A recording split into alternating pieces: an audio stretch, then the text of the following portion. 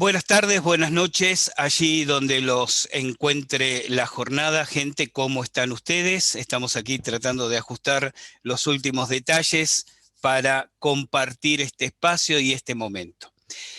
Mi nombre es Gustavo Fernández, para quienes no me conocen, tanto para ellos como para la gente con la cual ya venimos caminando un cierto camino. Gracias por estar aquí. No voy a perder mucho tiempo en presentaciones. Gracias a Lucía, José Luis, como anfitriones y junto con Verónica, con Cristian, aquí en Latinoamérica, el grupo que gesta este espacio de conferencias, de cursos, de talleres que venimos dictando. Pero sobre todo, gente, gracias a todos, a todas, a cada uno, a cada una, porque como me gusta decir, sin ustedes allí, nosotros aquí, ¿para qué? Después de todo, ¿verdad?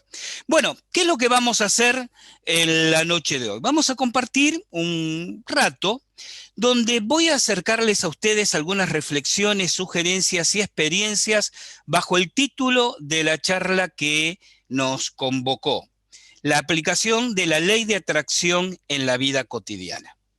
No me gusta ocupar demasiado tiempo con espacios promocionales, pero en honor a la coherencia, tengo que anticiparles, y algunos de ustedes ya lo saben porque de hecho están inscriptos, que la semana que viene, el próximo lunes, vamos a comenzar una formación, un instructorado en autocontrol mental indo-tibetano y bioenergética, que es sumamente afín a esto que vamos a ver en la noche de hoy, dado que precisamente el manejo y uso de la ley de atracción es una de las tantas herramientas que compartimos en esa formación. Una formación que busca no solo consensuar y compartir las herramientas para el uso en la vida cotidiana, sino fundamentalmente formar a nuestros estudiantes con la capacitación para que puedan a su vez transmitir a su gente, a sus grupos, estos conocimientos. Por eso el título de la misma es Formación de Instructores o Instructorado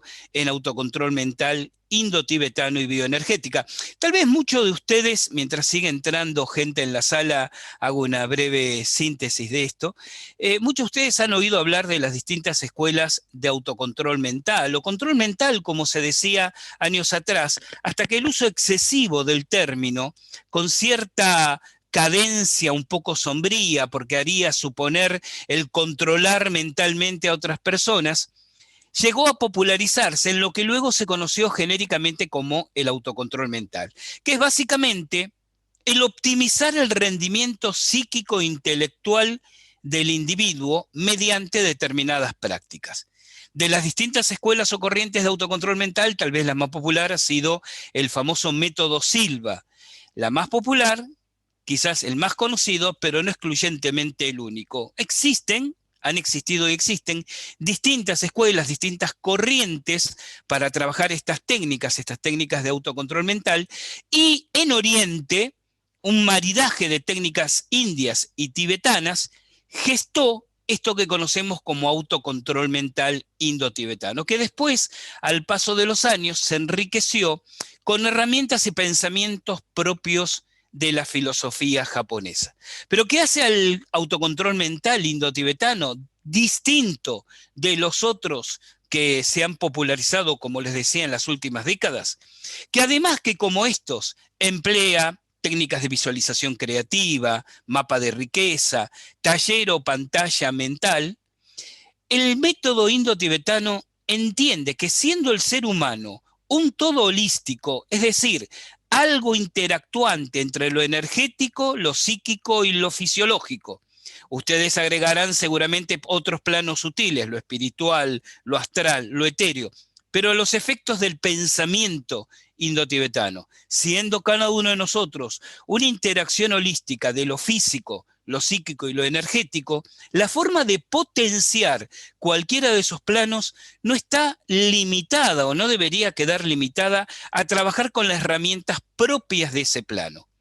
Esto significa potenciar lo psíquico implica trabajar con herramientas físicas y energéticas a la vez, dado que por carácter transitivo, lo que se trabaja en un plano de nuestra naturaleza necesariamente va a redundar en los demás. Y así, con técnicas de respiración o de mudras desde lo físico, o técnicas energéticas, el sistema indotibetano busca potenciar nuestro rendimiento psicofísico, nuestro equilibrio emocional, nuestra capacidad de programar nuestra vida y nuestro universo con herramientas que le son propias.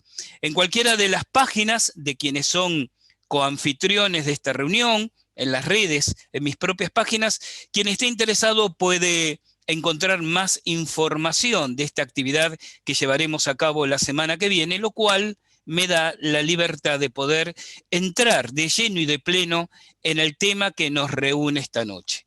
Hablar de la ley de atracción y su aplicación en la vida cotidiana.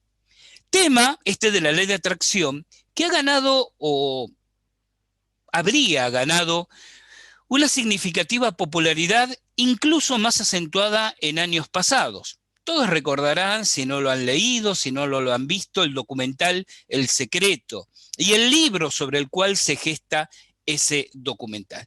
Y como tantas modas que hay en el supermercado espiritualista, tuvo como una explosión masiva de interés.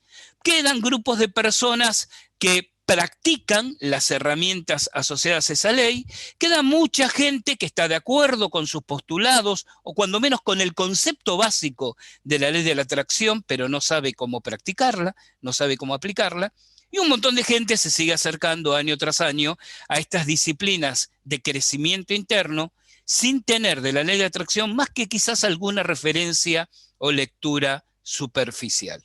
Un poco para cubrir ese espacio, entonces, los hemos convocado y hemos propuesto la charla de esta noche. ¿Cómo aplicar la ley de atracción a la vida diaria, a la vida cotidiana? Pero básicamente, como todo debe comenzar obviamente por el principio, ¿de qué hablamos cuando hablamos de ley de atracción? Yo decía hace un minuto que es un concepto que de unos años a esta parte se ha instalado en la vulgarización de las redes y en la popularización de los ámbitos asociados a los temas espirituales. Sin embargo, las raíces filosóficas y las herramientas que permiten manifestar la ley de atracción han preexistido durante siglos, sino durante milenios en el pensamiento humano. No eran llamados así. De hecho, este nombre, ley de atracción, es del libro, de la película, es reciente. Pero el mecanismo que subyace detrás de la realidad y la efectividad de la misma es, como dije antes, seguramente milenario. Y parte de un concepto que algunos de mis alumnos y alumnas en otras formaciones, cuyas caritas estoy viendo a medida que recorro la galería, les resultará conocido. Y que se podría plantear desde este ejemplo básico. Yo suelo decir que es muy interesante observar cuántas personas, en la paz de una noche estrellada, estando al aire libre en el campo, se ponen de pie en el campo mirando a las estrellas y dicen, y lo dicen sintiéndolo profundamente, qué hermoso que es el universo. Como si el universo fuera esa constelación de luces en el cielo y yo que lo estoy diciendo fuera algo ajeno o apartado del universo. Como si el universo estuviera allá y yo estuviera aquí. Muchas veces se pierde de vista que nosotros estamos en el universo, somos partes del universo y por lo tanto, todo aquello que afecta o actúa sobre el universo en su conjunto, actúa y afecta al individuo en particular, porque lo que actúa sobre lo macrocósmico actúa también sobre lo microcósmico. Olvidamos también muchas veces una reflexión bastante importante. Miro al universo que está a mi alrededor y lo observo como lo que es, un mecanismo armónico, estable, equilibrado, predecible. Ya sé que en este momento aparecerá seguramente algunos muy entusiastas lectores de astronomía y de física y me dirán, bueno, Gustavo, esto no es así, porque sabemos que el universo hay un gran caos en el Big Bang, en la gestación y los agujeros negros, y cuando dentro de miles de millones de años el Sol se transforma en una supernova y el universo colapse, las leyes serán rotas, las leyes físicas, ¿no? Serán destruidas, sí, sí, sí, sí, pero esperen. Yo estoy hablando de nuestro universo. ¿Qué quiero decir con nuestro universo? Yo sé que a lo largo de todo lo que me reste de mi vida, y sin duda de esto podemos estar seguros, de la vida de mis hijos, nietos, bisnietos, tataranietos y unas cuantas generaciones hacia adelante, el universo seguirá siendo mi universo, el que gira a mi alrededor, el que me influye, el que me afecta, seguirá siendo absolutamente predecible. A la noche de hoy estoy totalmente seguro que le va a seguir el día mañana. Y a ese día le seguirá otra noche y a esa noche le seguirá otro día.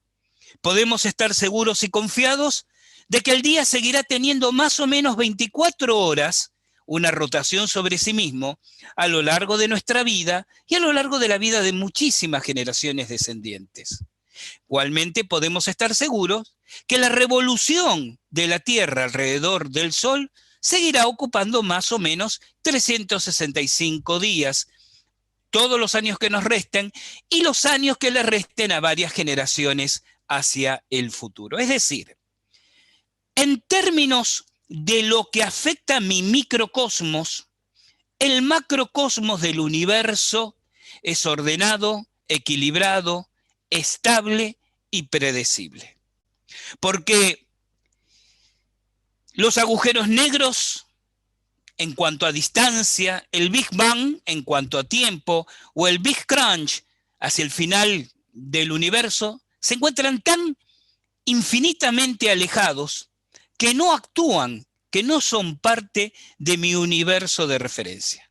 Mi universo de referencia es el sistema solar, mi universo de referencia es el comportamiento de la Tierra como cuerpo astronómico. Entonces, observando la Tierra, los planetas, los satélites, la Luna, el Sol, observo ese planetario literalmente regular, armónico, y digo, qué estable, equilibrado y armónico es el universo. Ahora bien, si el universo es algo armónico, estable y equilibrado, ¿por qué yo, que soy parte y esencia de ese universo, en muchas ocasiones mi vida no es algo armónico, estable y equilibrado? ¿Por qué? Si en el todo hay orden, a veces en la parte del todo, cualquiera de nosotros, hay tanto desorden. Y me respondo con otra pregunta. ¿Será porque no se están cumpliendo en mí, en mi vida, las leyes que regulan, que rigen, que controlan al universo macrocósmicamente como un todo? Cuando hablo del universo como un todo, estoy hablando de mucho más que el universo físico. Estoy hablando del todo. Y el todo no puede ser menor que la suma de sus partes. Por lo tanto, es todo lo físico, todo lo energético, todo lo espiritual, todo lo psíquico, todo lo astral y todos los planos sutiles con las denominaciones que ustedes le quieran dar. El todo debe ser todo. Y si hay leyes que actúan sobre el todo, pero el todo en ese sentido extendido que acabo de definir, esas leyes también actuarán sobre la parte del todo, mi vida en particular. El universo físico tiene sus leyes físicas, las leyes de la termodinámica, la ley de gravedad. Que las conozcamos o no conozcamos no significa que no estemos atados a esas leyes. Uno puede no haber oído nunca hablar de Newton ni de la ley de gravedad, pero si se asoma demasiado del techo de su vivienda, termina inexorablemente estrellado en el piso. Aunque ignoren las leyes del universo físico, esas leyes los obligan y actúan sobre ustedes. Lo que los sabios han propuesto a través de los milenios, y en parte, solo un pequeño emergente, es lo que se vulgariza como la ley de atracción, es que el todo, incluyéndonos, tiene a su vez leyes fundamentales más allá de lo físico. O si me permiten ponerlo de otra manera, lo que detectamos, lo que percibimos como leyes físicas, son apenas la manifestación circunstancial de leyes mucho más abarcativas, mucho más fundamentales, mucho más totales. Entonces, a través de tantos siglos, los sabios han dicho, hay 7 leyes fundamentales en el universo. 7 leyes pensando en este sentido de totalidad que explicaba antes. Y tomando en consideración que esto que la física me define como leyes físicas son apenas expresiones circunstanciales en el plano físico de leyes trascendentes que actúan sobre lo físico, lo espiritual, lo energético, lo psíquico, lo astral, etcétera, etcétera, etcétera. Estas 7 leyes o principios fundamentales las conocemos como ley de mentalismo, ley de correspondencia, ley de causalidad, ley de polaridad, ley de vibración, ley de sincronicidad y ley de serialidad. No es ocasión en esta charla desarrollarlas, porque obviamente nos excediríamos en varias horas, amaneceríamos, y además porque varias de ellas no aplican directamente en lo que nos interesa aquí, pero sí 2 de ellas, las 2 primeras enunciadas, la ley o principio del mentalismo y la ley o principio de correspondencia. ¿Cómo se enuncian y cómo sabemos que existen? La ley de mentalismo se enuncia diciendo que en el todo es mental. Pero, a ver, voy a aclarar la idea. No que todo es mental en el sentido en que, por ejemplo, pensaba el filósofo Immanuel Kant, ¿no? Kant decía, yo no estoy seguro si existe algo real afuera de mí. Solo estoy seguro que mi mente está percibiendo algo que toma como real.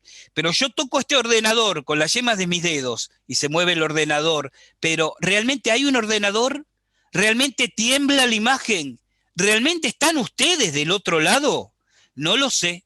Lo único que sé, tenía mucho tiempo libre, Kant, evidentemente, para pensar estas cosas. Lo único que sé es que mis yemas me transmiten una sensación. No, eso se llama subjetivismo kantiano y no es lo que queremos proponer aquí. Lo que queremos proponer, el pensamiento que queremos reflejar, es aquel que dice que hay una única sustancia universal, producto de, aquí apliquen el nombre que ustedes deseen, conciencia cósmica, principio ordenador inteligente, Brahma, divinidad, es indiferente. Ese primer principio cósmico, inteligente, emana un pensamiento que va haciéndose más denso, más grosero, a medida que desciende, no descender en un sentido desde arriba hacia abajo de caída, sino de vibración hacia planos cada vez menos sutiles y más materiales. Este primer principio, que por ejemplo está reflejado en la Cábala hebrea como Ensofor, la corona áurea, de donde van emanando todos los sefirot, que significa emanaciones, hasta llegar a lo más bajo, Malkut, la materia, es una imagen similar, sirve como ejemplo a esto que estamos compartiendo. Un primer principio universal que lo percibimos de manera diferenciada, pero que no es estrictamente diferenciado. Y para poner un ejemplo que sea muy fácil de comprender, imaginen que ustedes están en un helicóptero o en un avión y abajo en tierra ven un río.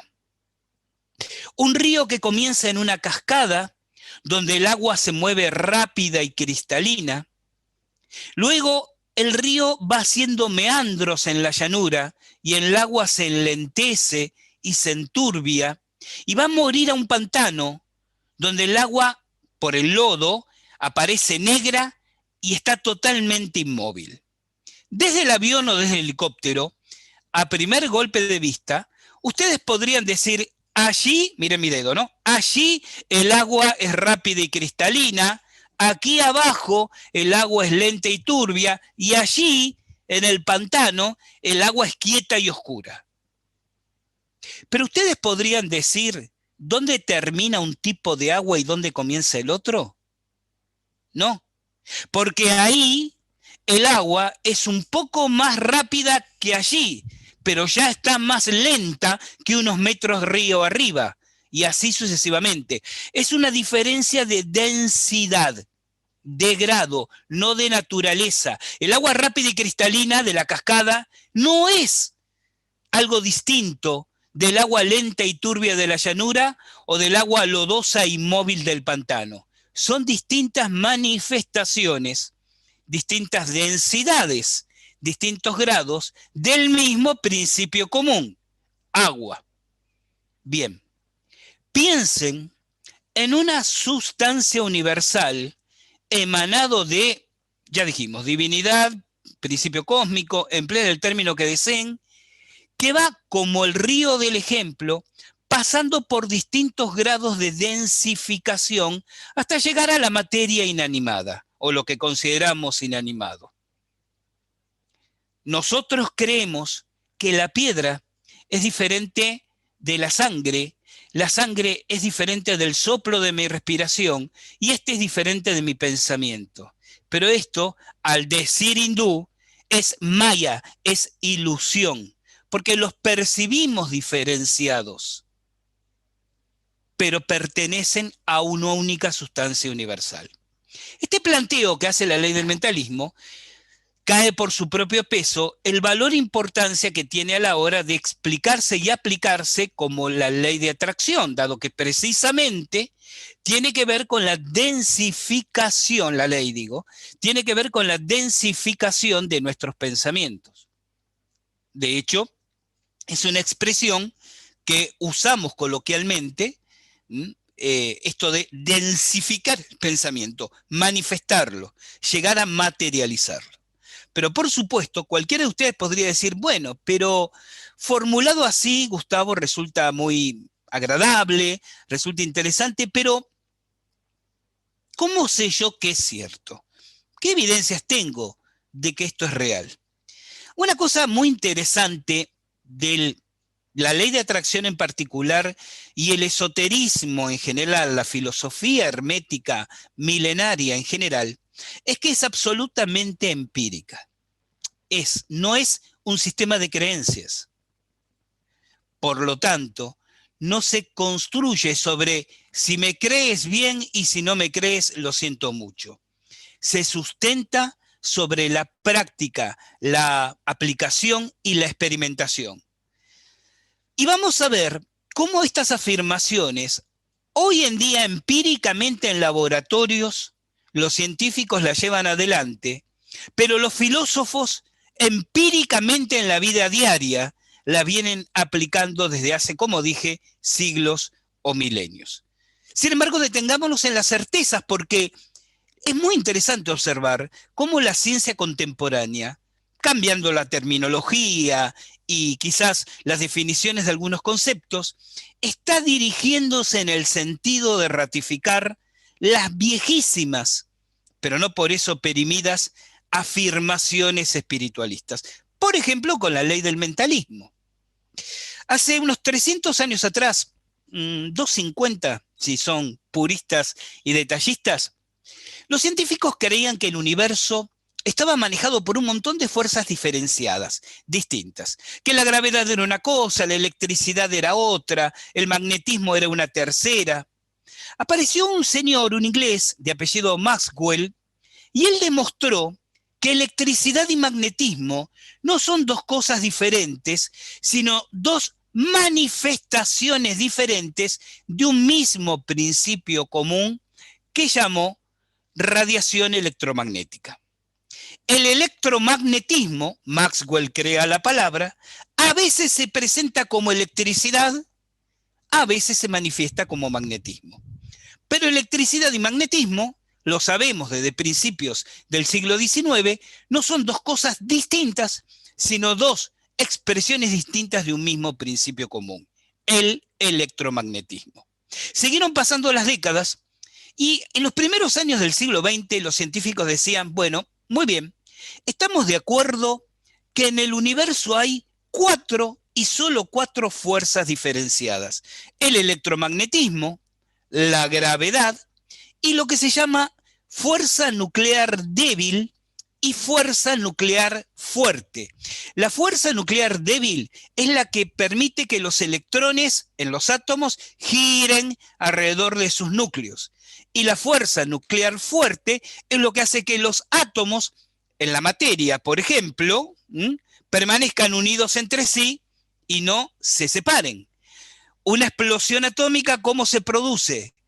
Cuando se excita los átomos con tanta intensidad que se rompe la fuerza nuclear fuerte, entonces los átomos salen todos disparados en todas direcciones y tenemos radiación atómica. Entonces decían los científicos, tenemos esas cuatro fuerzas. Y ahí apareció nuestro bien conocido y querido Einstein, quien dijo, tengo que decirles que tengo una teoría. En mi teoría, decía Einstein, que llamo del campo unificado, la gravedad, la fuerza nuclear fuerte y la fuerza nuclear débil no son tres fuerzas distintas, sino tres manifestaciones de un principio que yo, dijo Einstein, llamo, y desde entonces llamamos, la curvatura del espacio-tiempo. Los científicos siguieron avanzando diciendo, bueno, muy bien, tenemos en el universo la teoría del campo unificado del loco de Einstein y el electromagnetismo. Y en 1985 apareció un astrofísico inglés, Paul Davies, quien dijo, vengo a avisarles que en realidad electromagnetismo y campo unificado, y lo demostremos, y ganó el premio Nobel por eso, forma parte exactamente de la misma superfuerza universal. Es decir, que a medida que los científicos van progresando, en realidad no van definiendo, descubriendo diferentes fuerzas y energías, sino por el contrario, entendiendo que todo se resume en una. Ahora bien, nuestro querido Einstein dijo también aquello, por lo cual literalmente todo el mundo lo conoce, de que materia y energía no son dos cosas diferentes, sino dos estados diferentes de lo mismo. Es decir, tengo un trozo de carbón en mi mano y es materia. Lo caliento con un cerillo, con un encendedor, empieza a ponerse al rojo y ¿qué emite? Calor, energía. La energía no aparece de la nada. Son los átomos del carbón que, excitados por esa primer fuente calórica que le acerqué, se calienta todo y empieza a irradiar átomos, es decir, empieza a irradiar calor. La materia es energía organizada. La energía, como lo demostraron las bombas atómicas, es materia desorganizada. Este principio aplica también en la ley de atracción. Nosotros decimos a nuestros estudiantes, la llave o una de las llaves para crear el universo inmediato, el mundo de vida que realmente deseamos, radica en la fuerza de voluntad. Una de las herramientas, de hecho, una de las herramientas que trabajamos en la formación que les comentaba, que comienza la semana próxima, tiene que ver con trabajar la fuerza de voluntad. ¿Por qué es tan importante para nosotros desarrollar la fuerza de voluntad? Porque tenemos este dicho, que para nosotros es mucho más que un dicho, es una regla de vida. La voluntad son los deseos desorganizados. Los deseos son la voluntad desorganizada. Cuando una persona se acerca y me dice, ¿cómo me gustaría a mí tener la voluntad que tienen ustedes? Pero lo dice como si hubiera nacido con una cantidad dada de voluntad, como si fuera un trocito de cerebro asignado que no puede desarrollar más voluntad que la que tiene. Y yo le suelo decir, a ver, ¿tienes deseos? Sí, claro, ¿cómo no? Pues entonces tienes la materia prima para construir la voluntad que necesitas. Solo que esa materia o esa energía debes aprender a organizarla, porque la voluntad está hecha de la misma sustancia que los deseos organizados. Los deseos están hechos de la misma sustancia que la voluntad desorganizada. Y aquí estamos observando entonces esto que estábamos mencionando del principio del mentalismo. Materia, energía, pensamiento. Los experimentos cuantificables estadísticamente de telequinesis y psicoquinesis demuestran que el pensamiento se comporta como una energía. Materia, energía, pensamiento son entonces manifestaciones diferenciadas de una única sustancia universal, como las tres secciones del río que les comentaba en el ejemplo inicial. Tenemos por aquí el principio del mentalismo o ley del mentalismo. Pero habíamos dicho, hay dos leyes de esas 7 fundamentales que son las que explican por qué la ley de atracción, insisto, que es un término popularizado contemporáneamente, pero de vieja data, explican por qué funciona. La segunda ley es la ley de correspondencia, aquella que dice que lo macrocósmico se refleja en lo microcósmico y lo microcósmico se refleja en lo macrocósmico. ¿Quién no ha oído escuchar esa ley? Una vez más, alguien podrá decir, bueno, suena muy agradable decirlo así, Gustavo, pero ¿cómo puedo yo saber que es cierto lo que estás diciendo? Que es verdad que existe una ley de correspondencia. ¿Dónde están las pruebas? Las pruebas están en todo tu alrededor. Mira alrededor y si sabes mirar, verás la presencia del principio de correspondencia. ¿Por qué digo esto? Una enunciación alternativa, otra enunciación del principio de correspondencia, es decir, la parte del todo refleja el todo. Y eso tiene muchas connotaciones interesantes que ya habrá en su momento oportunidad de profundizar. Ustedes están formados por un 70% de líquidos y un 30% de materia sólida. Y nuestra especie surge en un planeta que precisamente es 70% agua y 30% de materia sólida. En el iris, un médico iriólogo puede ver el estado de salud de todo su organismo, porque la parte del todo refleja el todo. Un experto o experta en quirosofía o en quirología puede ver en las líneas de las palmas de las manos características de su conducta, de su personalidad y de su vida, porque la parte del todo refleja el todo. La astrología se fundamenta en el principio de correspondencia, porque cuando hago el mapa natal, la carta astral de una persona, ¿qué tomo en consideración? ¿Cómo estaba el cielo en el momento en que nació? Tomo fecha de nacimiento, hora de nacimiento, lugar de nacimiento. Y levanto la gráfica, que es como una foto del cielo sobre la persona en el momento que nació. Pero la información que obtengo en esa carta natal me permitirá hablar de su carácter, su personalidad, sus oportunidades y dificultades a lo largo de toda su vida. La vida está reflejada en una gráfica construida con el momento del nacimiento, porque la parte del todo refleja el todo. ¿Oyeron hablar de la serie de Fibonacci? La serie de Fibonacci es una secuencia de números donde cada número es el producto de la suma de los 2 números previos. Así, por ejemplo, la secuencia 2, 3, 5, 8, 13, 21, 34, cada uno de esos números es producto de la suma de los 2 números anteriores. El 8, el 5 resulta del 2 más el 3, el 8 del 5 más el 3, y así sucesivamente, ¿no? El 13 del 8 más el 5, el 21 del 13 más el 8. Bien, la espiral de Fibonacci es un diseño en el cual las espiras, las vueltas de una espiral, se van separando del centro según la serie de Fibonacci. Imaginen que ustedes dibujan una espiral que tiene del centro a la primera vuelta 2 centímetros, de la primera vuelta a la segunda 3, de la segunda vuelta a la tercera 5, de esa a la siguiente 8 centímetros, esa espiral se estaría abriendo según la serie de Fibonacci. Esa espiral está presente en todo el universo, desde lo microcósmico a lo macrocósmico. El pabellón de mi oreja, y la de ustedes también, porque yo no soy el señor Spock, en este caso, se abre según la espiral de Fibonacci. La disposición de las hojas en la rama de un árbol o de una planta se distribuyen según la serie de Fibonacci. Tomen un repollo, el repollo de cocina, el repollo colorado, córtenlo al medio y van a ver que las estrías moradas contra blanco se distribuyen según la espiral de Fibonacci.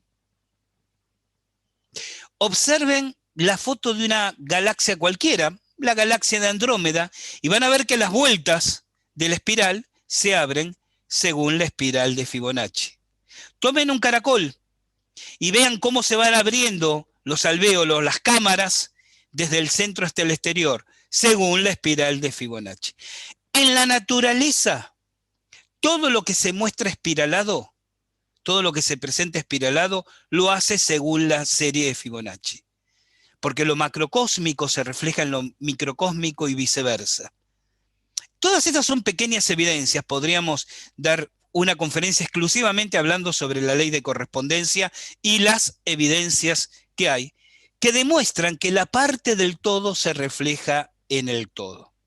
Y esto también aplica muchísimo en la ley de atracción, o en el uso que hacemos cotidianamente de la ley de atracción. ¿Por qué dirán ustedes? Porque ¿cómo piensan ustedes que impactará en la vida que la persona tenga una conducta en el trabajo y una conducta diferente en la familia o con los amigos? No cumple aquello de que la parte del todo refleje el todo. Y recuerden la enunciación original. Si el universo es armónico, ordenado, estable, y mi vida no lo es, debo preguntarme si no estoy violando, si no estoy perturbando, si no estoy impidiendo el cumplimiento en mi vida, de alguna o algunas de esas leyes que organizan el universo. Entonces, si yo incumplo el principio de correspondencia, como el ejemplo que acabo de citar, estoy generando una perturbación de una ley cósmica en mi vida cotidiana. Y Gustavo, ¿y eso qué tiene que ver con el hecho de que las cosas no me vayan bien en la vida y que por momentos esté bien con la familia y después esté mal, o al revés? Por momentos esté bien en el trabajo y por momentos mal. Todo tiene que ver. Porque tanto creas que puedes como creas que no puedes, en cualquier caso estarás en lo cierto. Entonces, si una persona dice, yo no creo que eso afecte mi vida, está bien. Pero luego no te preguntes por qué no encuentras cómo ordenar tu vida. Estas dos leyes, mentalismo y correspondencia, son leyes que tenemos que observar su cumplimiento en nosotros, o mejor dicho, que debemos facilitar su cumplimiento en nosotros, cosa que es mucho más sencillo de lo que parece si adoptamos ciertas actitudes, hábitos y consignas de vida. En alguna ocasión me han preguntado si yo no daría un taller sobre la ley de atracción y yo siempre le respondo, no, no sería procedente y sería faltarle respeto a la gente. ¿Por qué? Porque la ley de atracción no necesita un largo taller. La ley de atracción necesita explicarse consignas, actitudes y hábitos y aplicarse. Esto no es un espacio, una tertulia de disquisiciones metafísicas. Es darse la oportunidad de aplicar conductas y sostenerlas en el tiempo y luego observar los resultados. La gente que me conoce sabe hace rato que yo no comparto aquello que no haya experimentado y aplicado en mí mismo primero. Y precisamente por esa razón es que sé, por experiencia personal propia y directa, que la ley de atracción funciona cuando una, cuida ciertos detalles. Y aquí llega la gran pregunta. Gustavo, ¿cuáles son esos detalles? Son muy simples de enumerar. Detalle número 1. Nunca te permitas que la visualización o la formulación de tu objetivo incluya la palabra no.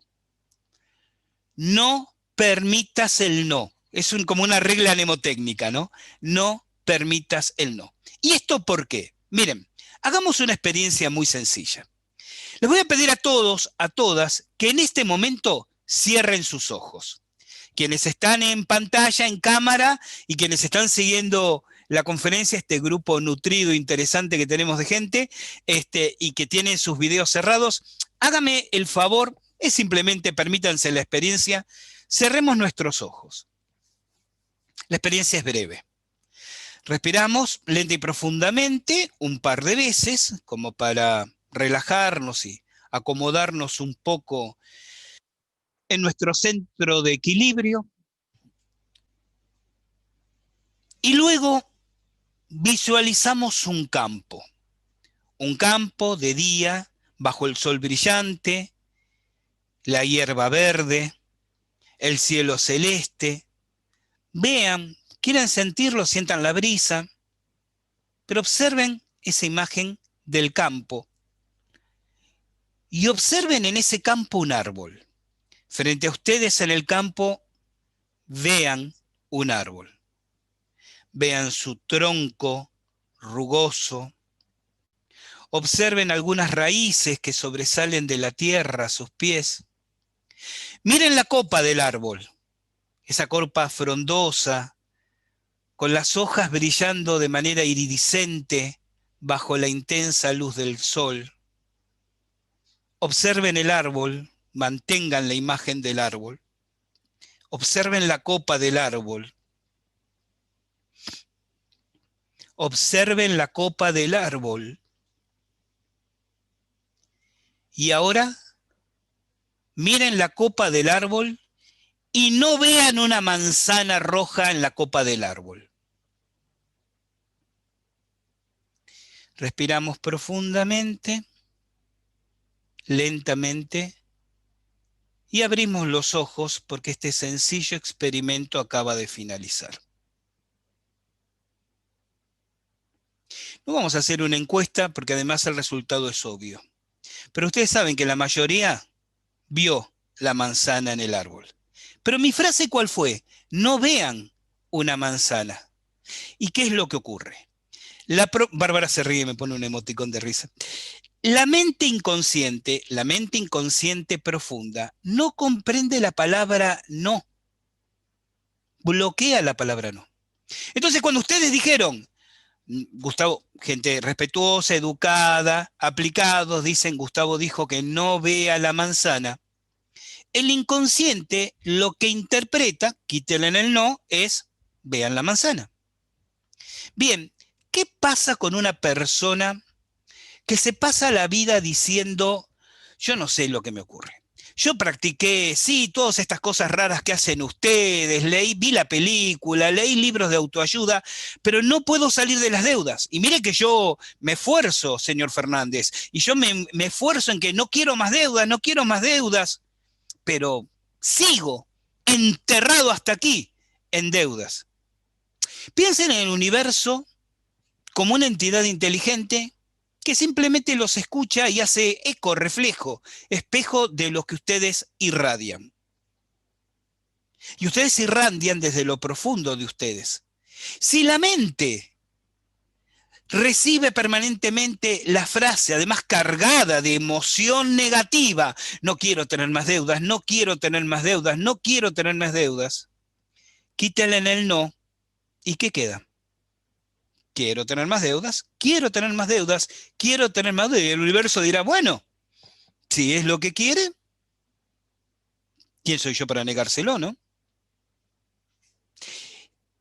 La Madre Teresa de Calcuta dijo una vez una frase que me hizo pensar siempre que si no conocía la ley de atracción como tal, la conocía, aunque no fuera con ese nombre. Ella dijo, no me inviten a una marcha contra la guerra. El día que organicen una marcha por la paz, estaré en la primera fila. ¿Esto qué significa en la vida cotidiana? No pongas la energía en lo que no quieres. Pon la energía en lo que deseas. Aplica en objetivos, personas, situaciones.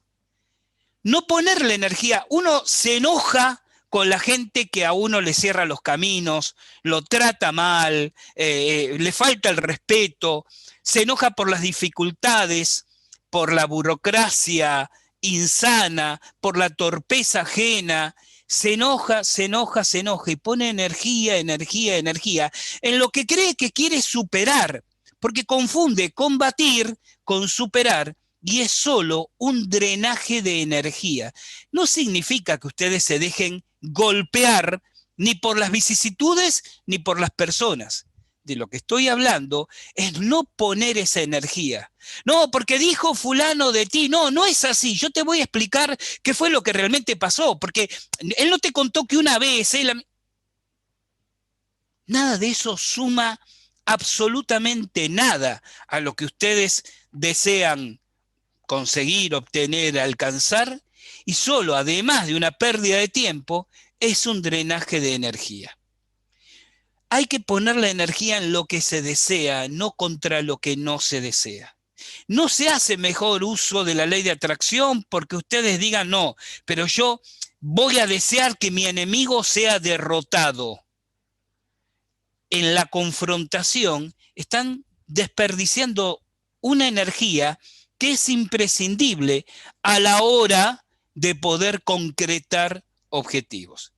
Entonces, no construyan objetivos que incluyan el no. No quiero estar enfermo. No quiero tener más deudas. No quiero estar solo. Porque recuerden que el inconsciente va a borrar ese no, por más que ustedes lo digan, como hizo con la manzana en el ejemplo que compartimos, y lo que va a expresar, lo que va a mostrar, lo que va a permitir que se manifieste, es todo lo que queda en el deseo menos el no.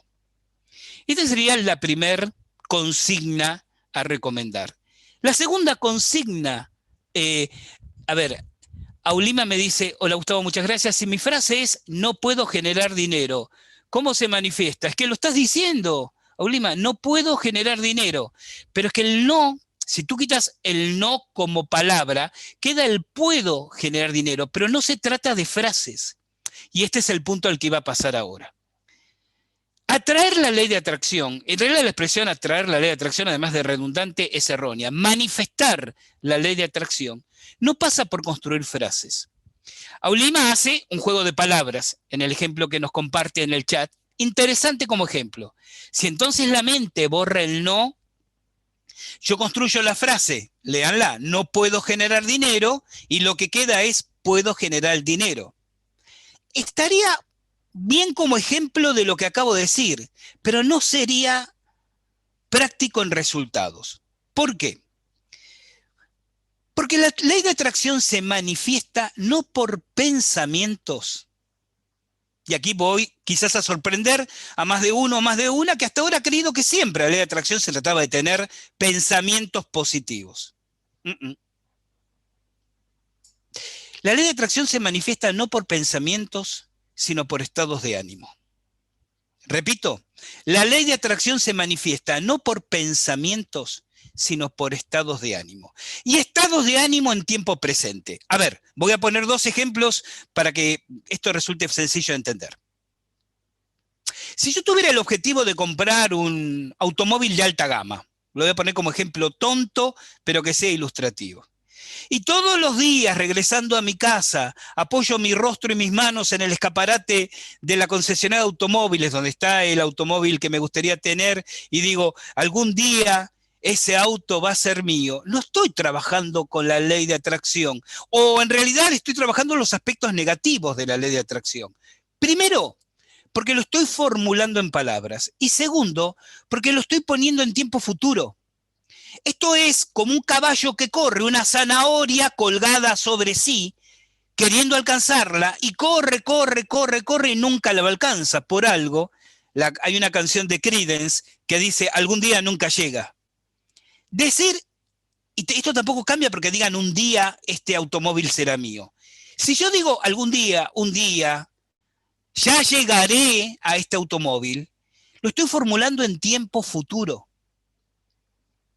Y la ley de atracción se manifiesta cuando yo siento en tiempo presente. ¿Qué no significa aparentar que el automóvil lo tengo? Es decir, ya sé que no lo tengo físicamente. Significa dos cosas. Lo primero, sentirme tal como si lo tuviera y además sostener esa sensación. Luego voy a hablar en la tercer consigna, esto de sostener. Es decir, sostengo la sensación, tengo la sensación de que ya es parte de mi vida. No me miento diciendo, ay, yo me siento como si lo tuviera, porque donde alguien me diga, ¿y dónde lo tenés? Bueno, no, en realidad no es que lo tengo, se trata, y ahí donde empecé la construcción discursiva, acabo de alejar a la ley de atracción. Debo sentir que esto es algo que forma parte de mi vida. Y lo segundo, debo soñar. No hay herramienta más poderosa. Todas las consignas que yo les comparta a partir de este momento son igualmente útiles y necesarias, pero permítanme decirles que no hay consigna más poderosa que la que dice, no pienses, sueña. Vivimos en una sociedad que se burla, que ridiculiza la ensoñación. Y de hecho tratar a alguien de fantasioso es una manera descalificativa, ¿verdad? No, suena demasiado. Un hombre grande soñando despierto y por el contrario, se propone como una actitud adulta, madura, responsable, tener los pies sobre la tierra, no soñar, no permitirse fantasías, especular o pensar con lo que concretamente se tiene, no hay mejor manera de espantar la ley de atracción que ir por ese lado. Claro, como bien Víctor dice, la típica frase argentina, los argentinos no van a entender, disculpen lo demás porque es muy argentino, lo que escribió Víctor, dejar de imaginar boludeces. No hay mejor manera de espantar la ley de atracción que asumir esa falsa postura madura, adulta y racional. Todo lo que existe, todo lo que construimos como cultura, como civilización, nació con el sueño y la fantasía de alguien. Las sillas sobre las que están sentadas ahora, la butaca, el sillón, lo que fuere. Alguien alguna vez la soñó, la pensó, después la llevó al papel. Luego comenzó el proceso del diseño, de cuáles son los materiales, de a quién le puedo llevar esta idea, o qué especialista me puede hacer un prototipo para ver si... Pero todo comenzó con una fantasía creativa. Matar nuestra fantasía es cerrar las puertas a la ley de atracción. Nos dirán, bueno, pero es infantil estar soñando, en primer lugar. ¿Y cuál es el problema que sea infantil? Como si el hecho de ser adulto fuera garantía de que las cosas andan mucho mejor, ¿no? Pero precisamente preguntémonos si por no perder, por no cercenar, por no mutilar esas disposiciones infantiles tratadas tan despectivamente, es que nos estamos perdiendo verdaderas herramientas de transformación. Debemos soñar nuestros objetivos. Piensen, por ejemplo, piensen en algún viaje que les gustaría hacer, no importa si dentro de 3 o 4 meses o dentro de 2 años. Piérdanse en el sueño del viaje. Permítanse divagar, si me dejan decirlo así, con quién o quiénes están, cómo es el lugar, qué hacen, qué situaciones cotidianas. Permítanse soñar el sueño despiertos y repetirlo, porque esa es la manera de crear el estado de ánimo que les comentaba inmediatamente antes de siento que ya lo tengo. Sentir que ya lo tengo no es repetirse una frase como tonto, ahora es mío, ahora es mío, ahora es mío. Van a seguir sintiendo que no lo tienen. Sentir que ya lo tengo es repetir una ensoñación enriquecedora, alegre, si lo quieren así, hasta con situaciones conmovedoras, que les dé una sensación física de alegría que llega para quedarse. Y repetimos, y jugamos con esa ensoñación. No, el mismo trozo de película una y otra vez. No, le vamos dando giros y cambios de circunstancias, de protagonistas. Luego llegará en la vida el momento de razonar, de trabajar, de planificar, porque lo que deben tener en claro, y voy a hablar de esa consigna dentro de unos minutos, es que la ley de atracción no funciona excluyendo cualquier acción personal. Yo con la ley de atracción hago que el universo caiga a mis pies. No, no se mientan. No funciona así la cosa. Uno debe trabajar. Uno debe recogerse las mangas de la camisa y ponerse a laborar. Pero previa y paralelamente debe soñar y sostener la ensoñación.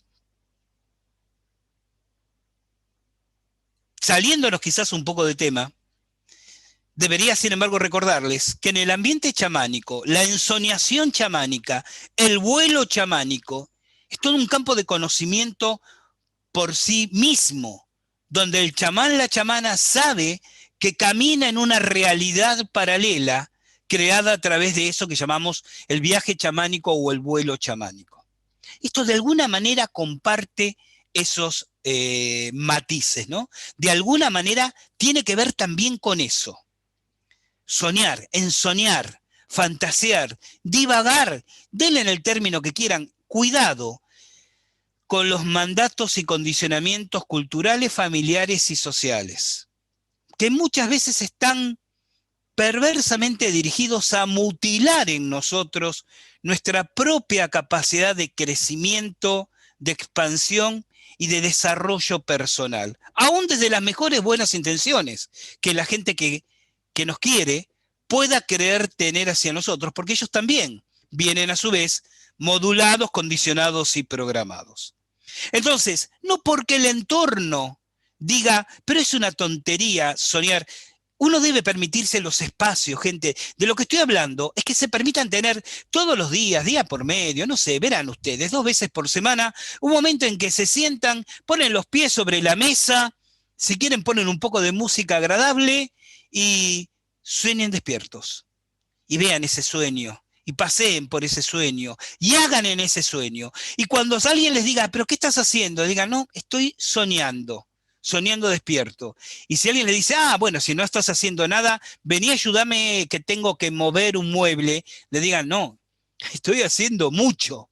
Este es mi momento, mi espacio de ensoñación. Porque la ley de atracción se manifiesta a partir de las ensoñaciones. Decía antes, mucha gente dice, no, yo soy una persona práctica, concreta, realista, me manejo con lo que tengo. Yo no empiezo a divagar en lo que voy a hacer en el futuro porque yo sé muy bien que mi realidad es esta. Y lo que está decretando es que el futuro sea apenas un duplicado del presente.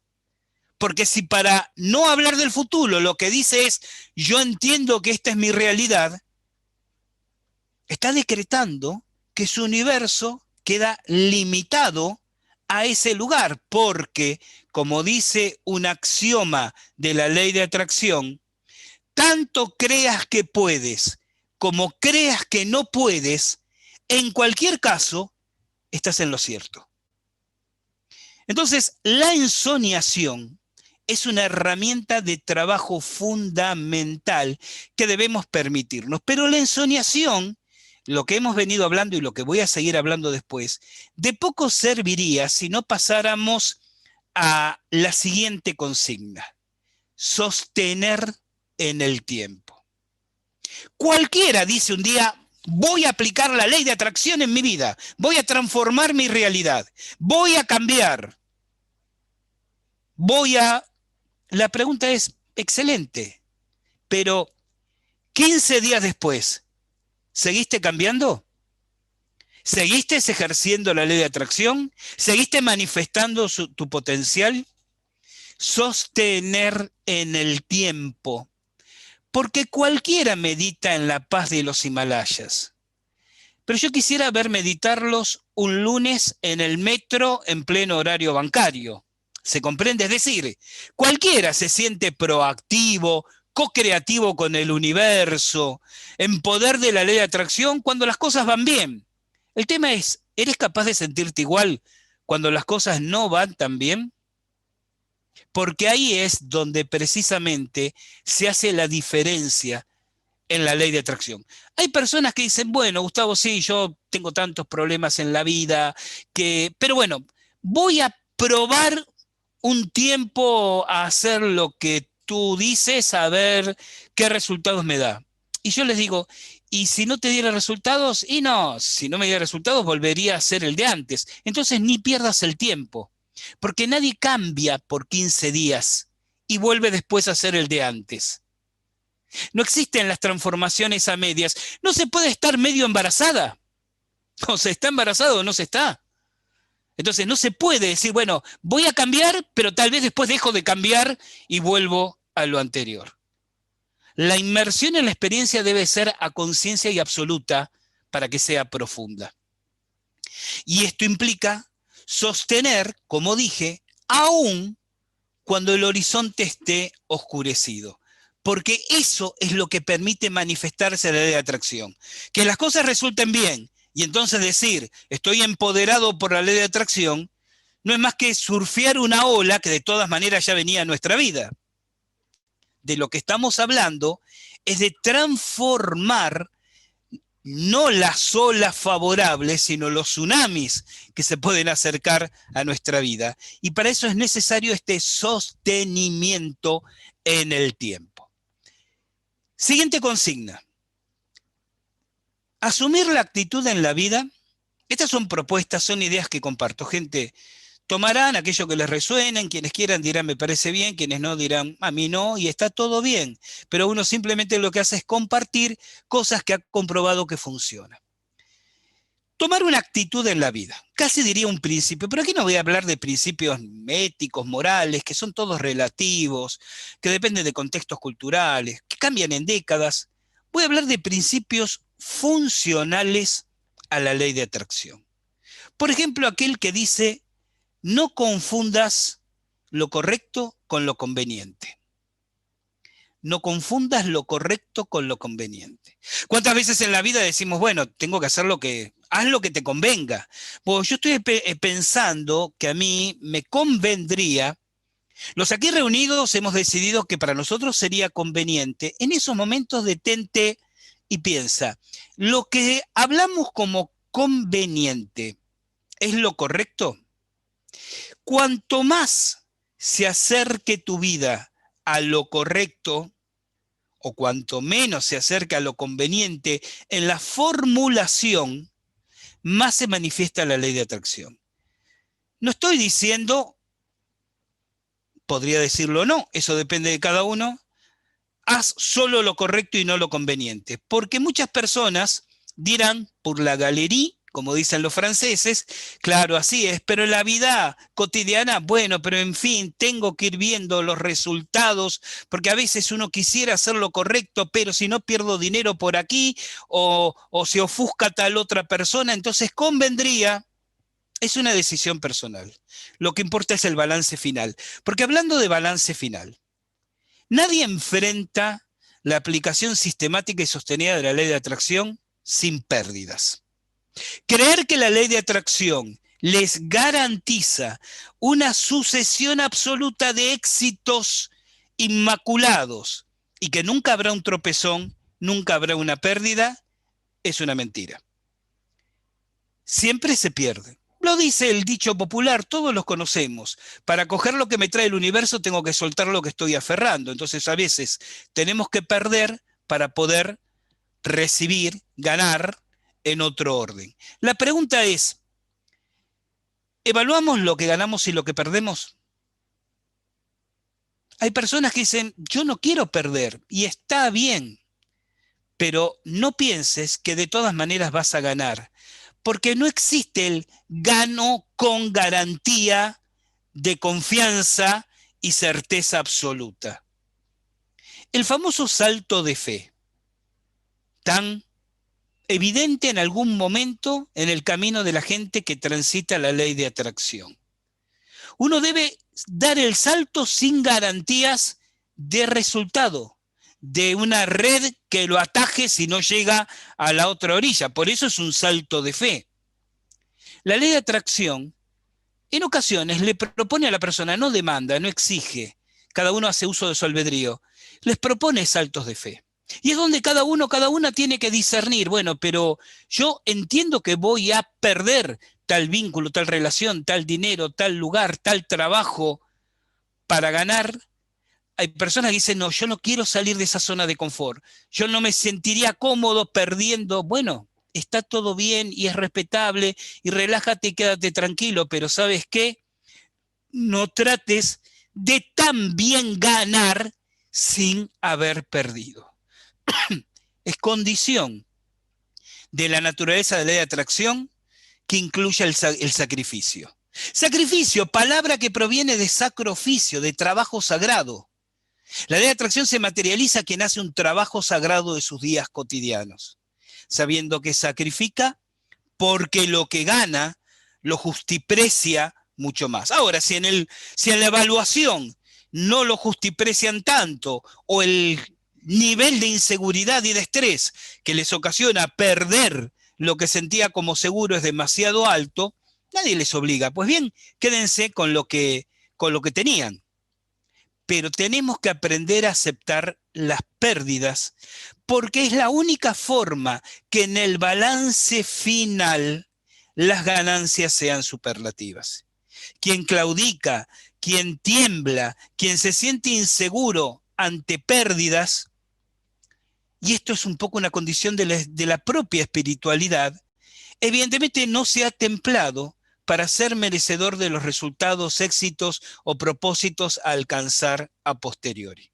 Por eso algunas consignas, como las que voy a mencionar a continuación, pueden resultar extrañas porque implican gran riesgo aparente de pérdida, pero solo aparente, porque en el sostenimiento está el resultado. Por ejemplo, lo que solemos llamar la petición o premisa de la verdad.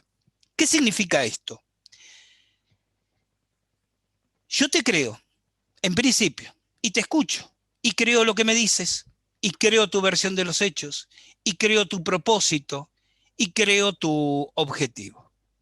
Tal vez después la sucesión de los hechos y los acontecimientos me dirá, cuidado, no estaba diciendo la verdad aquí, pero mi petición de principio, la premisa, la construyo sobre acepto que es verdad lo que me dices. Nuestra cultura se construyó sobre la premisa de la verdad, porque aceptamos que es una verdad que mañana el sol va a volver a salir. Es que hacemos planes para mañana y no vivimos aterrados ante el fin del mundo. Porque aceptamos que el profesor va a dar sus clases todos los días en que se ha comprometido, es que nos comprometemos y nos matriculamos en ese curso. Porque aceptamos que es verdad que mañana el tren saldrá en el horario previsto, es que voy a la estación de tren en cierto horario y organiza mi agenda a partir de ahí. Luego aparecerán en la vida desilusiones, desengaños o traiciones, pero luego siempre se construye a partir de la premisa de la verdad. Qué particular es que vivimos un tiempo, sin embargo, donde parece que la premisa es la desconfianza del otro, que de alguna manera significa ser inteligente, astuto, pícaro, tener una actitud permanentemente desconfiada. Que hasta la sabiduría popular, que de sabiduría ahí no tiene nada, sino mucho de manipulación popular, nos dice piensa mal y acertarás. Entonces presuponemos en el otro, en la otra, el dolo, la acción equivocada, el perjuicio, la falla. Y cuando quizás incidentalmente ocurre así, decimos, ¿ves? Yo sabía que tenía que desconfiar. Más allá de lo que diga la intuición. Yo hablo de la gente que tiene la desconfianza como una actitud de vida y que precisamente creen que son muy prácticos, muy racionales por eso. ¿Cuánta gente dice, no, lo que ocurre es que yo soy realista, cuando en realidad lo único que son es ser pesimistas? Y como lo semejante atrae lo semejante, co-crean una realidad en base a esa mirada, pesimista, desconfiada del otro o la otra. Gustavo, ¿eso qué significa? ¿Que tenemos que ser tontamente ingenuos, abriéndonos a todos, a todas, permitiendo cualquier cosa? No. Ustedes tendrán ciertas precauciones como hábito, si lo quieren ver así. Cierta base de seguridad, pero permítanse siempre confiar y creer al otro. Pero Gustavo, así, y lo voy a decir de una manera muy argentina, así te van a cagar. Sí, pero la pregunta es, ¿cuántas veces? ¿Frente a cuántas que no lo harán? No, y no me voy a poner a experimentar con mi vida a ver cuántas veces me fallan y cuándo no. Bueno, pero tú querías algo empírico. Si no te animas a hacer la prueba de laboratorio, miren, ustedes me dirán, Gustavo, tú dirías que nunca te han defraudado, nunca te han traicionado, nunca te han fallado. Y yo les voy a responder, sí, yo tengo 62 años. En mi vida, dedicada prácticamente toda la vida a estas disciplinas, me habrán fallado 4 o 5 veces. 6, capaz 7, pensando mucho en detalle. Pero ¿saben la cantidad de veces que me han cumplido? ¿Que han honrado su palabra, su compromiso, su promesa? Que por pensar así, si yo hiciera esa lista, 4, 5, 6, 7, les doy un hándicap a favor, 8, 9. Si tuviera que hacer la lista de las veces que en el haber del balance he recibido, no voy a ser tan tonto decir infinito, pero serían seguramente centenares. Entonces, en este balance del debes y haber, es simplemente mirar las dos columnas y decir, esas 4, 5, 6 o 7 veces, bien invertidas estuvieron si por esa actitud la vida me ha traído todo esto. Es aquí donde alguien dirá, sí, bueno, pero estas son palabras bellas, porque en realidad la vida cotidiana hay que estar en una torre de cristal para darse cuenta que la gente y tanto si crees que puedes como si crees que no puedes, en cualquier caso estarás en lo correcto. Pero el problema es aún más grave, porque muchísima gente expresa a través de su desconfianza, su recelo al salto de fe, su temor a permitir lo correcto en su vida como brújula en lugar de lo conveniente, ocultan sus propias inseguridades y bajas autoestimas. Y entonces viven con miedo, aunque no quieran reconocerlo. No digo con un miedo patológico, pero viven con miedo, miedo a apostar, miedo a arriesgarse, miedo a ser feliz, miedo a soltar, miedo a liberarse, miedo a recibir, miedo a dar. Y después construyen discursos que ya sabemos que son simplemente disquisiciones del ego para decirse a sí mismo más que lo que le están diciendo a la otra persona, por qué las cosas son de esa y no de otra manera. Pero quien aplica la ley de atracción simplemente sonríe porque dice, te estuve escuchando 1 hora y media hacer toda una disquisición filosófica. Yo simplemente vivo la ley de atracción y la sostengo en el tiempo.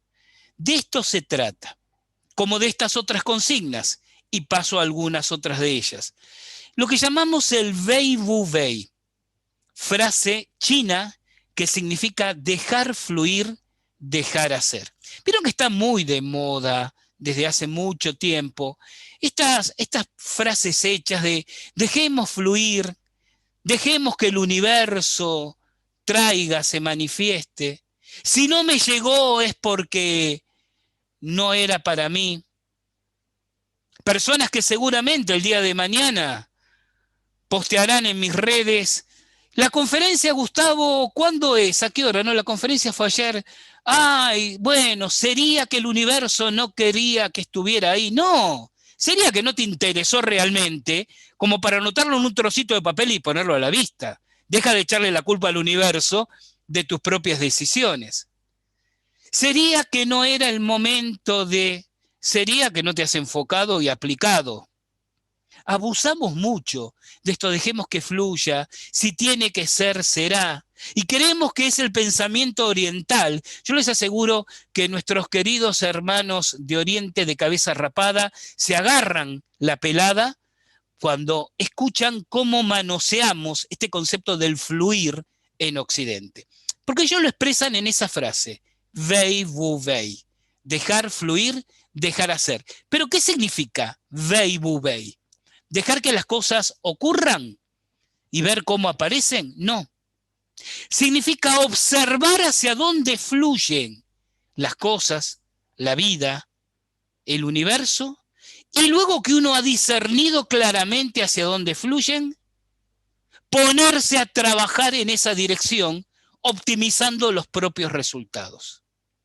Es como si ustedes estuvieran con 2 o 3 amigos cargando una canoa. Van caminando y llegan a un valle donde observan abajo 4 o 5 ríos en distintas direcciones.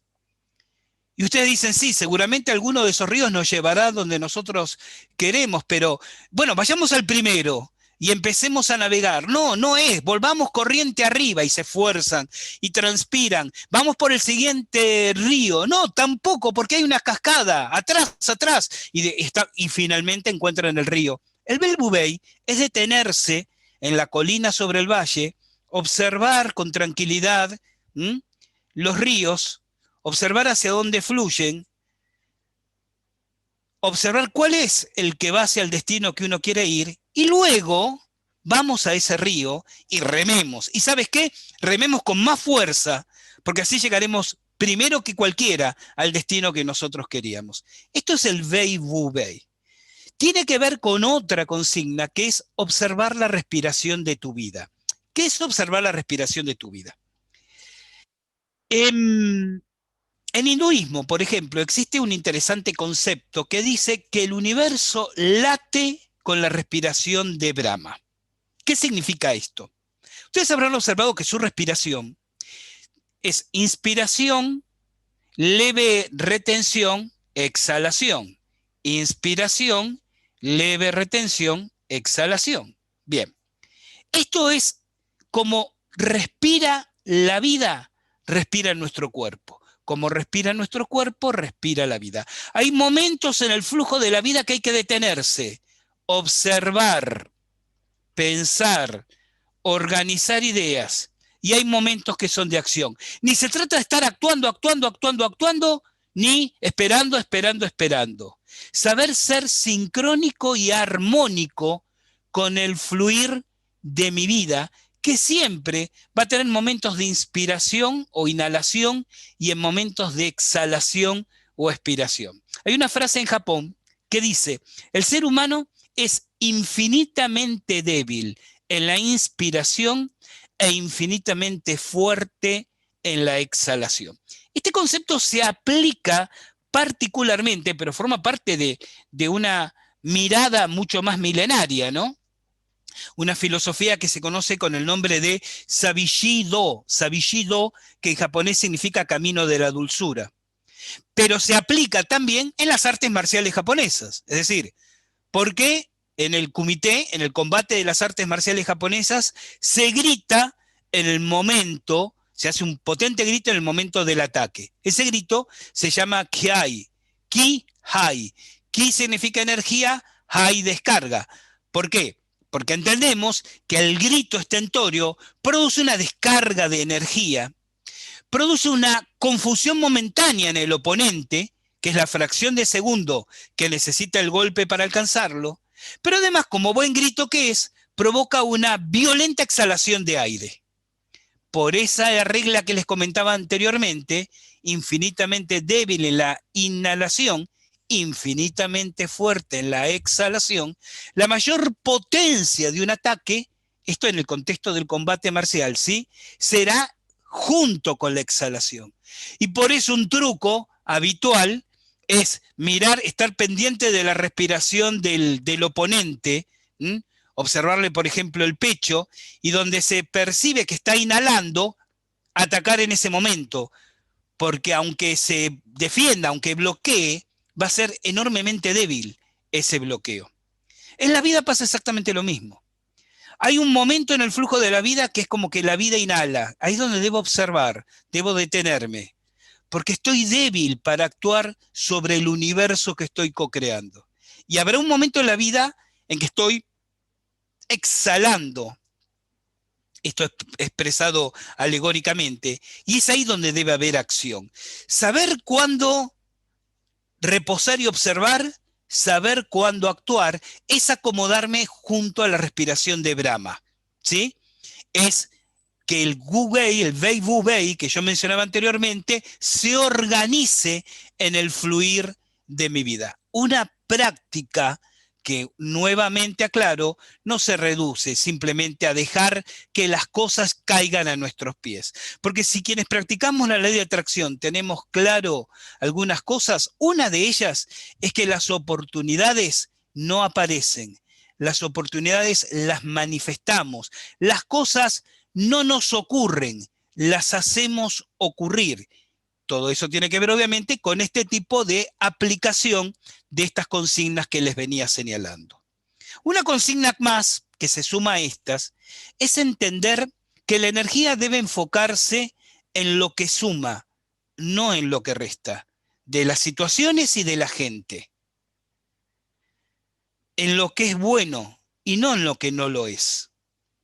Si yo enfoco, rescato, trabajo sobre lo que suma de las personas, de las situaciones, de las circunstancias, de los momentos, se produce un movimiento de energía ascendente que cristaliza lo que he estado visualizando en ese proceso.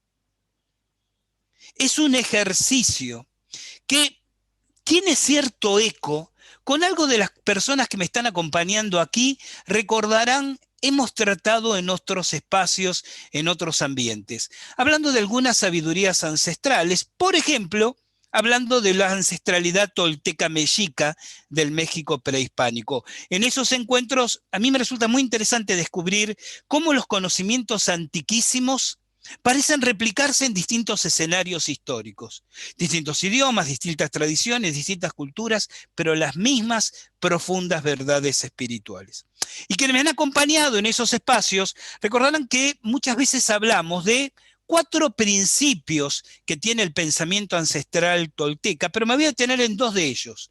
Uno que dice literalmente así: no eres responsable de tus acciones, de las consecuencias de tus acciones, perdón. No eres responsable de las consecuencias de tus acciones. Solo eres responsable de tus acciones, que no es lo mismo. Formamos parte de una matriz cultural que nos hace sentirnos responsables de las consecuencias de nuestros actos hasta 7 generaciones por delante, si me permiten decirlo exageradamente, ¿no? Entonces, es como que ustedes hacen algo y pasa el tiempo y les siguen reclamando las consecuencias de aquello que hicieron en algún momento. Cuando lo único de lo que ustedes son responsables es de la acción en sí misma.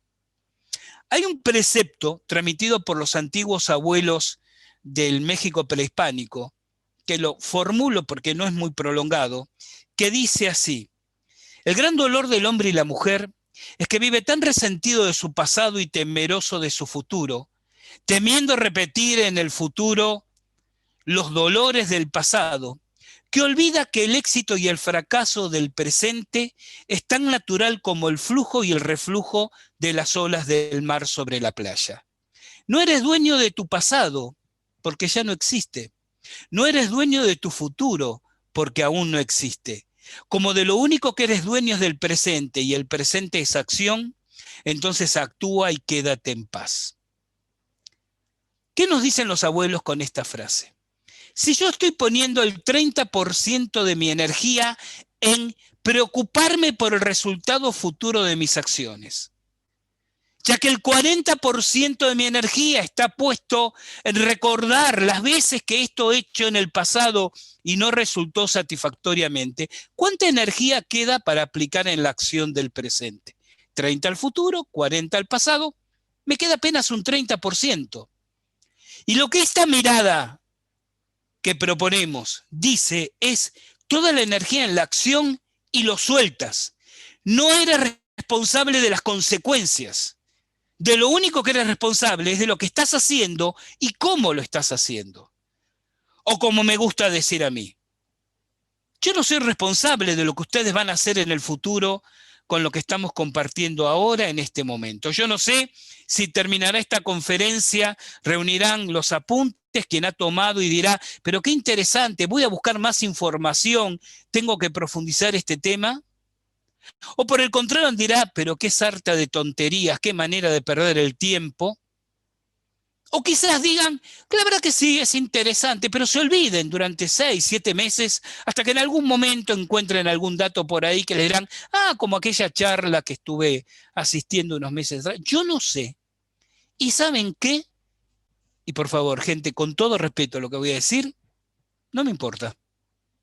Porque de lo que yo sí soy responsable es de la acción.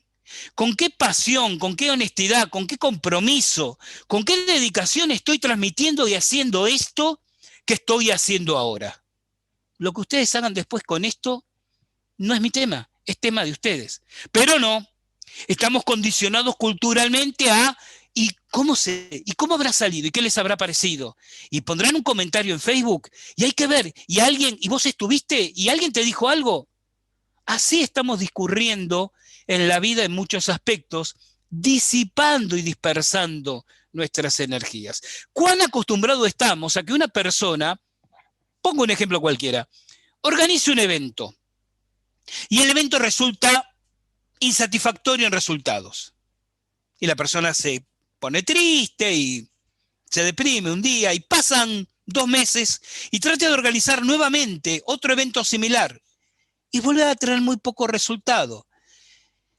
Sus seres queridos ya empiezan a decirle, pero eso, insististe, bueno, pero ya te fue mal, no vas a insistir una tercera vez. Si a esa persona se le llegara a ocurrir insistir una tercera vez, el entorno les va a decir, ¿y si es un fracaso como las veces anteriores? Sin entender que el fracaso y el éxito no nos pertenecen, como la enseñanza decía, les compartí recién. Solo nos pertenece la acción. Yo les mencionaba que en esas enseñanzas ancestrales suele haber 2 que rescatamos en asociación a la ley de atracción. Una es la que dije, no eres dueño de las consecuencias de tus acciones, solo de tus acciones. Y esa nos proyecta a la segunda, pero que esas acciones sean impecables. ¿Qué se entiende por conducta impecable? No la conducta perfecta. Somos seres imperfectos. No puede haber perfección en nuestras acciones. Siempre algún error vamos a cometer y es natural y es humano y está bien que así sea. Por error o por omisión. En algún momento, tarde o temprano, y quien se abroquele, se esfuerce, se autoexija, no debo permitirme un error, no debo fallar, lo va a poder sostener un tiempo y luego inevitablemente algún error va a cometer. Y además el precio en términos de estrés que va a pagar va a ser inenarrable. Entonces, la conducta impecable no es la conducta perfecta. ¿Qué es entonces? Porque esto de la conducta impecable también es un tema que está, una expresión que está muy de moda y no se transparenta con suficiente claridad. La conducta impecable es hacer el mejor esfuerzo posible a conciencia. El mejor esfuerzo posible a conciencia. No decirle a los demás, hice mi mejor esfuerzo. No que los demás crean que hice el mejor esfuerzo. Yo, hacia adentro, para mí mismo, realmente, ¿di lo mejor de mí? ¿Hay algo más que pueda dar? Hay una anécdota que a mí me gusta comentar, llegado a este punto, que la protagonizan Krishnamurti, ustedes lo habrán leído o habrán oído de él, el sabio indio, no hindú, el sabio indio, y Bertrand Russell, un escritor y catedrático inglés. Esto ocurre en los años 50 del siglo pasado. Ellos eran muy amigos y cada vez que Krishnamurti iba a Inglaterra a dar conferencias, pasaba varias veces de visita por la casa de Russell. Los imagino en una velada tomando el té en un salón victoriano, perdidos en sus disquisiciones filosóficas. Bien, la historia cuenta, porque esto ocurrió ante terceros, que un día en una de estas reuniones Russell estaba muy deprimido. Él había publicado meses antes un libro muy interesante que se titula ¿Por qué no soy cristiano? Imagínense, un catedrático universitario y escritor de la prosapia de Sir Bertrand Russell, escribiendo un libro en la Inglaterra anglicana de los años 50 con ese título, era un escándalo nacional. Entonces, Russell quería que el público entendiera los preceptos básicos de su pensamiento. Luego que el libro fue editado, empezó a ir a programas de radio, a la incipiente televisión de entonces, brindaba entrevistas a las revistas, escribía artículos en los periódicos, daba conferencias para tratar de difundir los lineamientos de su idea. Y le contaba a Krishnamurti que pese a todo ese esfuerzo, no obtenía el resultado, la respuesta que deseaba. Y que estaba cansado y que ya había hecho todo lo posible. Y Krishnamurti, que era un gran oyente, yo diría un gran oidor, lo escuchaba en silencio. Entonces Russell le decía que le habían ofrecido publicar un segundo libro, pero ¿para qué se iba a embarcar en escribirlo si la gente no había leído el primero? Y Russell le dice, ¿realmente hiciste todo lo posible? Pues sí, claro, te estoy diciendo. Fui a la radio, a la televisión, doy conferencias, escribo artículos en periódicos, me detengo a discutir en la calle cuando se arman grupos de gente que me reconoce y me increpa. Y Krishnamurti le insiste, ¿pero realmente hiciste todo lo posible? Pues sí, te lo estoy diciendo. Cualquier cosa, y voy a escribir ese nuevo libro seguramente, pero esto ya no sirve de nada. ¿Qué más puedo hacer? Y Russell le dice, ¿subiste al tejado de tu casa y comenzaste a gritarle al vecindario tus ideas básicas sobre este tema? No, le dice Russell, ¿cómo voy a hacer eso? Van a pensar todos que he enloquecido, no, ¿cómo que voy a subirme al tejado a gritarle a la gente? Y Krishnamurti lo interrumpe y le dice, entonces, no digas que has hecho todo lo posible. Este es el concepto de la conducta impecable. Cuando decimos que hemos hecho todo lo posible, realmente hemos a conciencia hecho todo lo posible. Entonces, estas son consignas, de hecho, son actitudes de vida que precisamente terminan manifestando la ley de atracción en nuestra vida cotidiana. Pero se trata de expresar estas consignas y de sostenerlas en el tiempo. Yo muchas veces, lamentablemente, he observado personas que se acercan a esta temática en particular, dejo el comentario acotado a la ley de atracción, y tiene este juego indeciso que les comentaba antes. Voy a probar, veré qué sucede. Bueno, sí, yo estuve pensando las cosas como usted me decía, pero 15 días después recibí esta mala noticia y la verdad que estuve...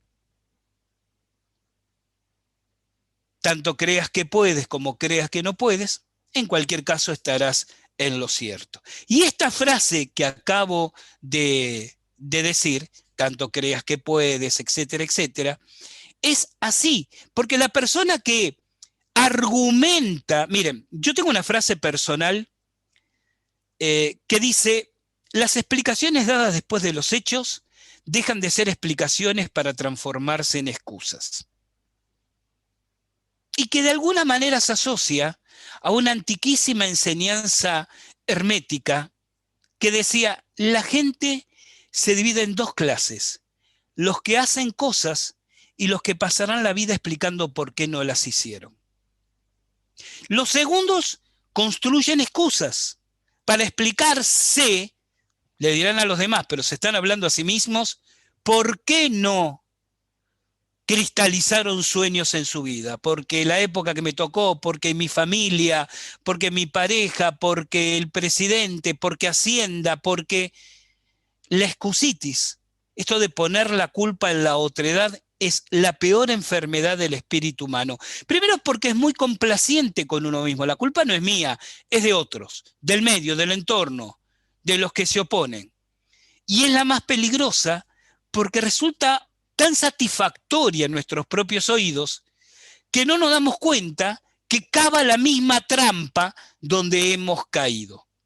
Entonces, es imperativo cuando la persona decide manifestar la ley de atracción, asumir de forma más o menos simultánea todas estas series de pequeñas consignas que hemos compartido hasta aquí, ¿no? Esta idea de sostener la ensoñación en el tiempo, no permitirme el no en la construcción de mis pensamientos, hacer hincapié en lo que suma, no en lo que resta, la premisa de la verdad, no de la desconfianza.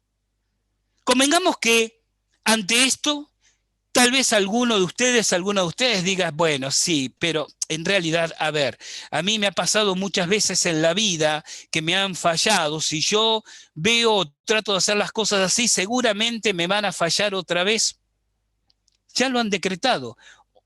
Otras personas en su entorno podrán decir, sí, estuve escuchando de lejos la conferencia esa que daban por Zoom, y a mí me parece una tontería, porque vos sabés que la gente no es así, hay que tener cuidado, el dinero no crece en los árboles, uno hace lo que puede, no lo que quiere.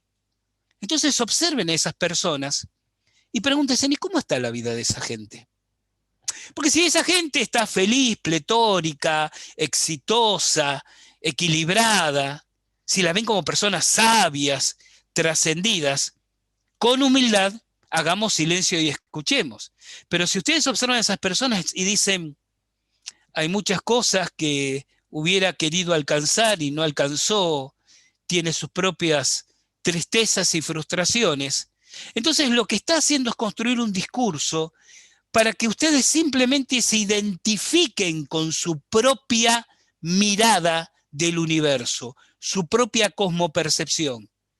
Pero la condición de la manifestación de la ley de atracción es construir la propia cosmopercepción. Cómo percibo yo el universo que voy a construir a mi alrededor mediante la aplicación de estas herramientas. Así, en líneas generales, gente, y ya llegando al final de la charla, les estuve compartiendo algunas ideas, algunas estrategias, sobre las cuales podríamos sumar otras, a riesgo de hacernos extensamente reiterativos, pero acentuando algunos puntos.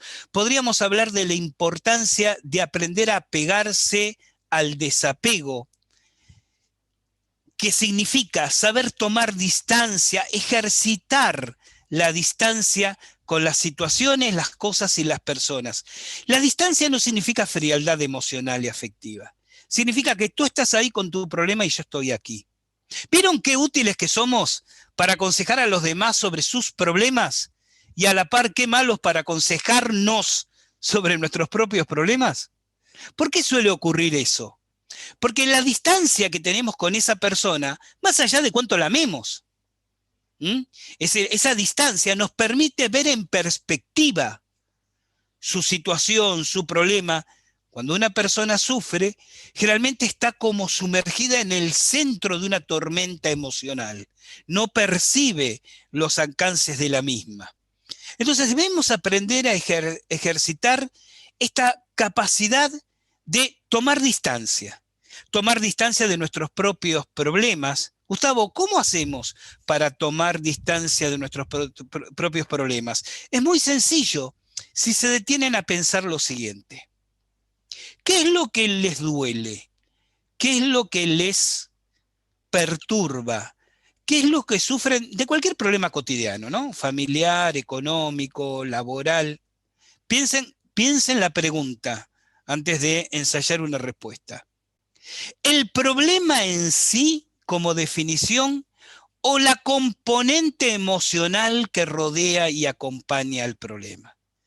Lo que nos duele, lo que nos lastima, y voy a emplear otro argentinismo, lo que nos jode es la componente emocional. Mira lo que me dijo, pues no tenía que emplear esa palabra. ¿Por qué no le dije lo que tenía que decirle? Lo que nos lastima es la componente emocional que rodea el problema. Si nosotros aprendemos a desgajar esa componente emocional, son como capas de cebolla que voy retirando y al final llega un núcleo que es mínimo comparado con el volumen general. Eso es sencillo de acceder, por ejemplo, con el simple ejercicio de una respiración controlada en el momento en que estamos padeciendo la perturbación. Otro tema será que ustedes me digan, pero mira Gustavo, si cuando estoy discutiendo con mi ex me voy a acordar de estar respirando bien. Y la primera vez que discutas con tu ex y luego digas, este tendría que haber sido el momento que decía Gustavo que tendría. Bien, la segunda vez que discuta con tu ex, es posible que en el momento digas, yo decía que tenía que estar respirando. Y la tercera discusión que tengas con tu ex, respirarás armónica, profunda y equilibradamente.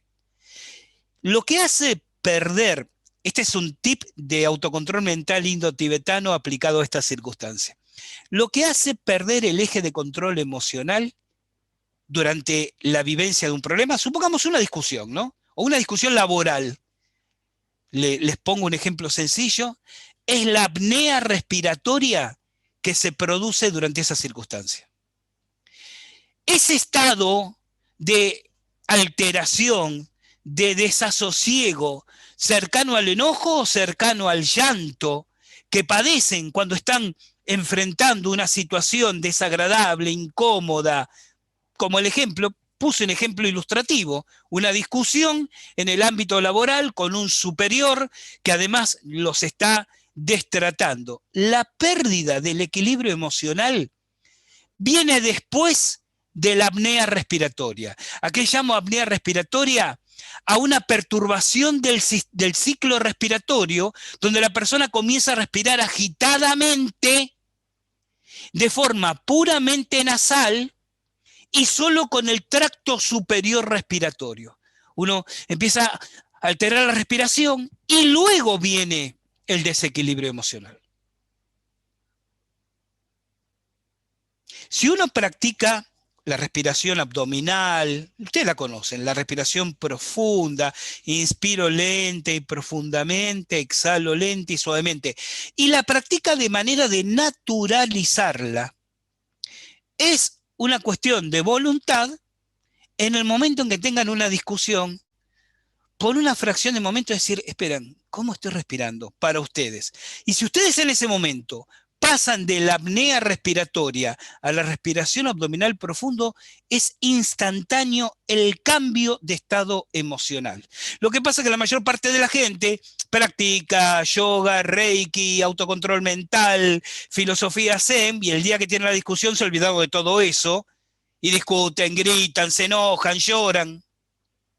Entonces, antes de perdernos en cosas complicadas, dejarles esta pildorita. El desequilibrio emocional en una discusión, en una situación de estrés, de conflicto afectivo, laboral, social, es la consecuencia de la apnea respiratoria. Presten atención a su respiración en ese momento. Dejen que el otro siga hablando. Déjenlo hablar un rato.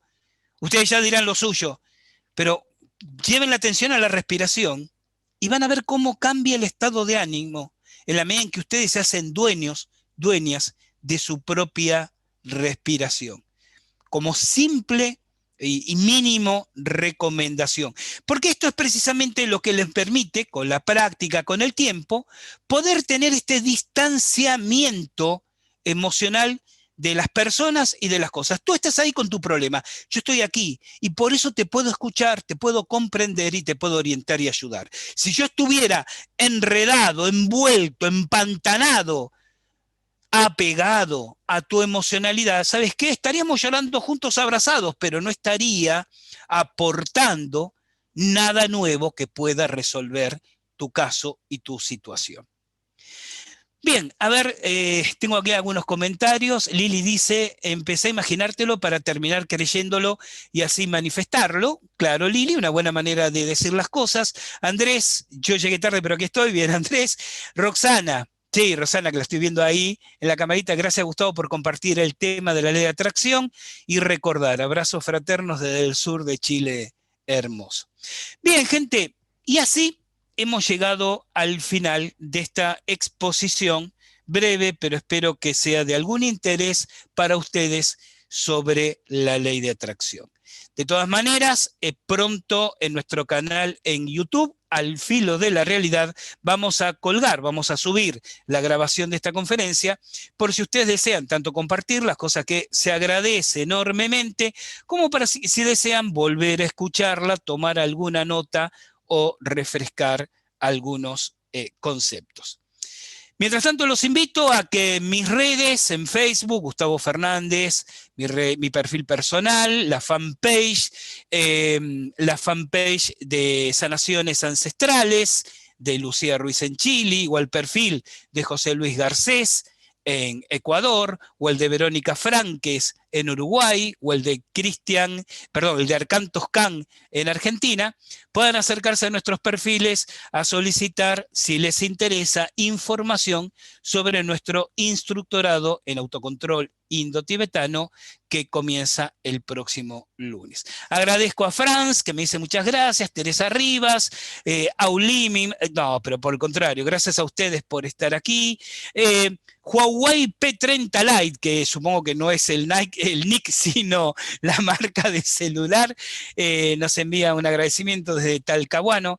Gente, gracias de corazón, como dije al principio y vuelvo a reiterar ahora, sin todos ustedes ahí, nosotros aquí, ¿para qué?